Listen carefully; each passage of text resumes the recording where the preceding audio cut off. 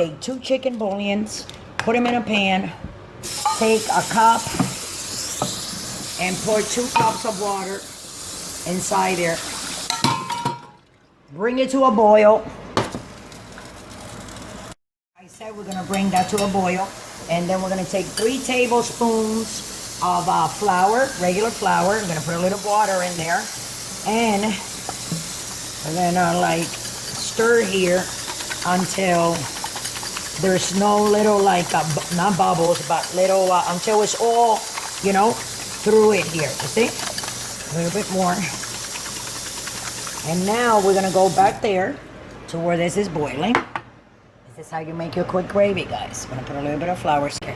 Here we go. Put a little bit at a time. Okay? This is gonna thick out real quick. So here we go. See?